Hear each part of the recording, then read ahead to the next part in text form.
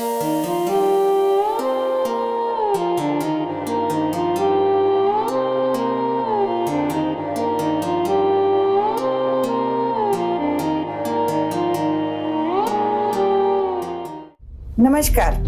मैं नीना सिंह, निसर्ग सृष्टि welfare foundation की पर्यावरण प्रोजेक्ट हेड आपका हार्दिक स्वागत करती हूँ हमारे खास कार्यक्रम निसर्ग सृष्टि प्रेजेंस शोरगुल में। निसर्ग सृष्टि वेलफेयर फाउंडेशन एक गैर लाभकारी संस्था है जिसकी स्थापना 11 जनवरी 2023 को हुई। हमारा उद्देश्य पर्यावरण संरक्षण, मानव कल्याण, शिक्षा और संस्कृति से जुड़े कार्यों को बढ़ावा देना है। खास तौर पर हम ध्वनि प्रदूषण को लेकर अनूठे तरीके से जागरूकता फैलाते हैं, जिसमें हम संस्कृति और पर्यावरण संरक्षण को जोड़कर लोगों को प्रेरित और जागरूक करते हैं। निसर्ग सृष्टि वेलफेयर फाउंडेशन का नेतृत्व डॉक्टर गरिमा कौठेकर करती हैं, जो टेडेक्स स्पीकर है और उन्हें सामाजिक और सामुदायिक विकास के लिए 2 मानद डॉक्टरेट प्राप्त हैं। वे महिलाओं के सशक्तिकरण और पर्यावरण संरक्षण के क्षेत्र में निरंतर कार्यरत हैं। श्री गौरव कौठेकर, जो स्वयं टेडेक्स स्पीकर, इंजीनियर और कंट्रोल हॉर्न के पेटेंट धारक हैं, वे संस्था के प्रमुख स्तंभ हैं। जैसा कि आप सभी जानते हैं, आज हमारे शहर ध्वनि प्रदूषण का केंद्र बन चुके हैं। यह प्रदूषण हम सभी की सेहत, पर्यावरण, पशु पक्षियों और हमारी रोजमर्रा की जिंदगी पर गंभीर प्रभाव डाल रहा है। निसर्ग सृष्टि वेलफेयर फाउंडेशन के माध्यम से हम जीवन के हर क्षेत्र से जुड़े लोगों का आह्वान कर रहे हैं कि वे हमारे साथ आएं और मिलकर आवाज उठाएं, ताकि हम एक स्वस्थ, शांत और खुशहाल पर्यावरण को निर्माण कर सकें। इसी उद्देश्य को लेकर निसर्ग सृष्टि प्रेजेंस शोरगुल कार्यक्रम के जरिए हम अलग अलग क्षेत्रों के विशिष्ट हस्तियों से चर्चा करेंगे।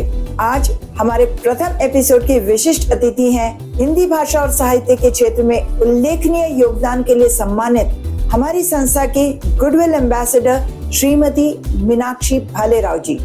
हाल ही में राष्ट्रीय हिंदी दिवस समारोह के अवसर पर world network for promotion of Hindi संस्था द्वारा उन्हें प्रतिष्ठित जीवन गौरव सम्मान से सम्मानित किया गया है। वे राष्ट्रीय स्तर की कवयित्री हैं और अपने सामाजिक और पर्यावरणीय प्रयासों से निरंतर प्रेरणा स्रोत बनी मीनाक्षी जी आज हमारे साथ साझा करेंगी अपने बहुमूल्य अनुभव, विचार और ध्वनि प्रदूषण के प्रति अपना दृष्टिकोण। तो आइए आरंभ करते हैं निसर्ग सृष्टि प्रेजेंस शोरगुल का पहला एपिसोड हमारी सम्मानित अतिथि विश्रांतवाड़ी पुणे से श्रीमती मीनाक्षी भालेराव जी के साथ। मीनाक्षी जी, आपका इस कार्यक्रम में बहुत बहुत स्वागत है और मुझे बहुत ही प्रसन्नता है कि आज आप हमारे बीच हैं। जी बहुत बहुत शुक्रिया, मुझे आपके साथ मिलकर बहुत अच्छा लगा और मैं सभी को प्रणाम करती हूँ, आपको भी नमन करती हूँ और मैं हाजिर हूँ। और हमें भी खुशी है कि आपकी प्रेरणादायक जो यात्रा है, आपके जो विचार है, अनुभव है, उनको जानने के लिए जो है हम और हमारे दर्शक दोनों ही बहुत उत्सुक हैं। तो आइए हम अपनी बातचीत शुरू करते हैं और सबसे पहले मैं आपसे आपके बारे में ही जानना चाहूंगी। तो सबसे पहले अपने बारे में दर्शकों को कुछ बताइए। जी नमस्कार, मैं मीनाक्षी भालेराव, आध्यात्मिक मनोवैज्ञानिक टच थेरेपिस्ट, ज्योतिष आचार्य। लोग समझते नहीं है कि आध्यात्मिक मनोवैज्ञानिक मतलब क्या, तो हम इसको आध्यात्मिक को ऐसे कह सकते हैं, स्पिरिचुअल ट्रेनर, हीलर और मतलब इन सब चीजों को लेके मैं अध्यात्म के हिसाब से काम करती हूँ। बहुत सारी ऐसी सेवाएं हैं जो ज्योतिषी के तरीके से अध्यात्म को लेकर करती हूँ। और मेरा एक फाउंडेशन है, पिछले 32 सालों से मैं फाउंडेशन में हिंदी भाषा और हिंदुस्तानी संस्कृति के लिए काम करती हूँ। इसी के लिए मैं स्पिरिचुअल इसमें आई कि मुझे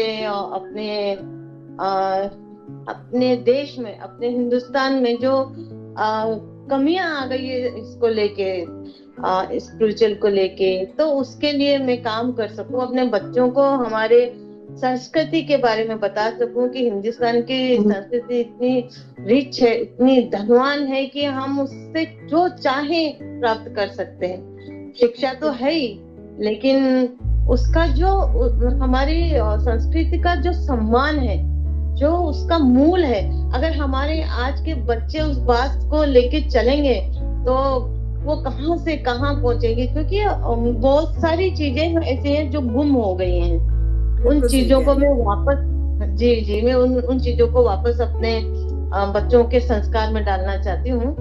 बहुत तो ही यही बढ़िया काम छोटा कर रहे छोटा। हैं आप, बहुत बढ़िया। और आज के समय के हिसाब से बहुत ही सार्थक है।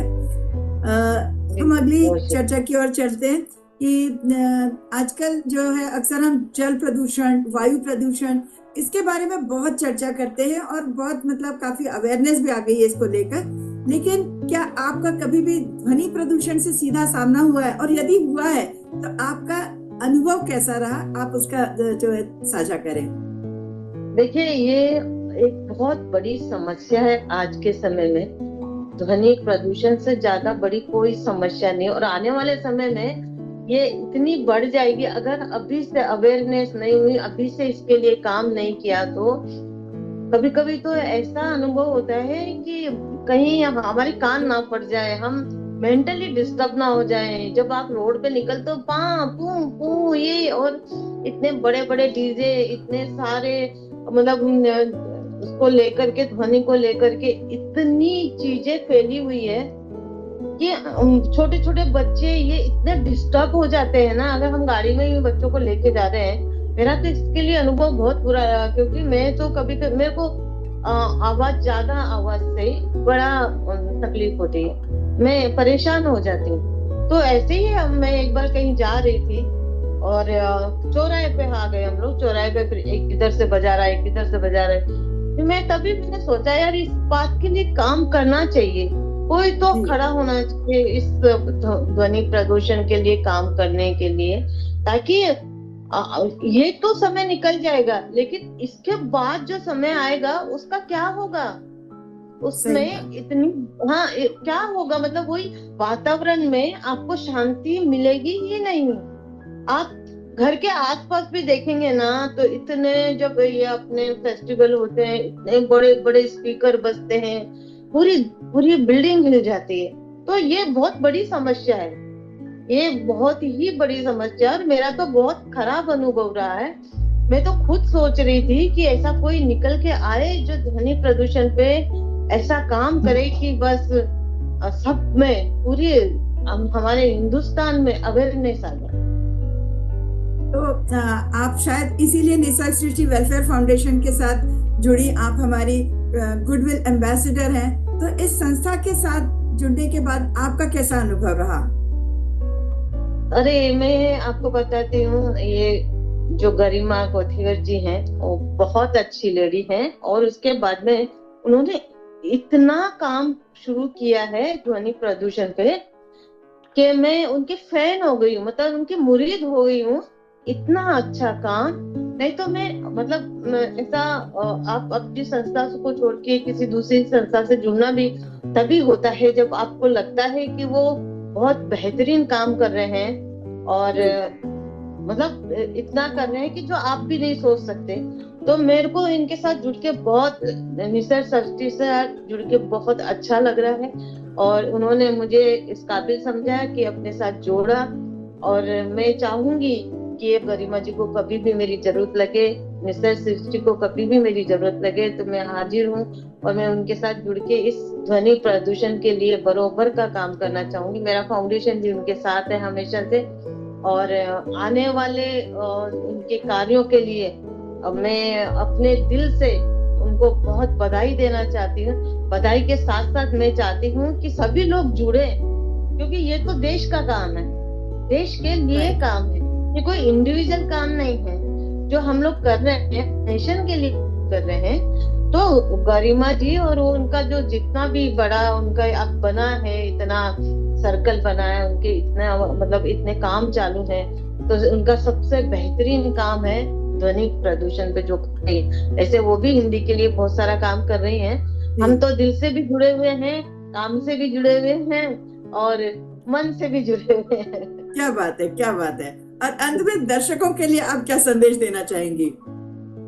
मेरा तो यही, सभी से हाथ जोड़ के यही प्रार्थना है कि जहां तक हो सके आप ध्वनि प्रदूषण के लिए जो काम कर रही है संस्था उसके साथ जुड़े, और हो सके तो सभी लोग आपस में एक दूसरे को अवेयर करें।